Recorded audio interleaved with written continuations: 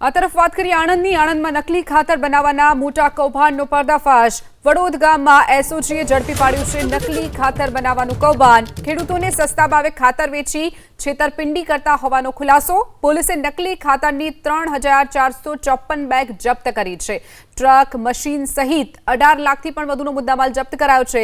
સ્થળ પરથી ભાવનગરના રઘુવીર સોલંકીની ધરપકડ કરી લેવાઈ છે। ખાતરમાં ભેળસેળની સામગ્રી, અલગ અલગ બ્રાન્ડની ખાલી બેગો પણ મળી આવી છે। તો આણંદમાં નકલી ખાતર બનાવવાનો જે મોટો કૌભાંડનો પર્દાફાશ થયો છે। ખેડૂતોને નકલી ખાતર સસ્તા ભાવે વેચી અને છેતરપિંડી કરતા હોવાનો ખુલાસો થયો છે। વધુ વિગતો સાથે સંવાદદાતા જલ્પેશ પટેલ આપણી સાથે ફોન લાઈન ઉપર છે। જલ્પેશ, આણંદમાં નકલી ખાતરનો જે કૌભાંડનો પર્દાફાશ થયો છે, શું વિગતો?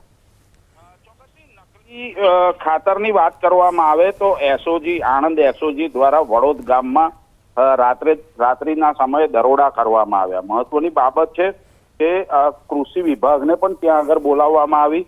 જે રીતના 3454 જેટલી ખાતરની જે બેગો છે તેને જપ્ત કરવામાં આવી હતી અને કૃષિ વિભાગ દ્વારા સંપૂર્ણ તપાસ હાથ ધરવામાં આવી હતી અને તપાસમાં ચોક્કસથી ખુલાસો થયો કે જે ખાતર છે તેનો રિપોર્ટ મળતાની સાથે જ ખાતર બનાવટી અને ભેળસેળયુક્ત હોવાનો ખુલાસો થયો છે। મહત્વની બીજી એક બાબત એ છે કે આ ખાતર ક્યાંક ને ક્યાંક સસ્તા ભાવે ખેડૂતોને આપવામાં આવતું હતું, એટલે ચોક્કસથી ખેડૂતો પણ આ ખાતરનો ઉપયોગ કરતા હતા।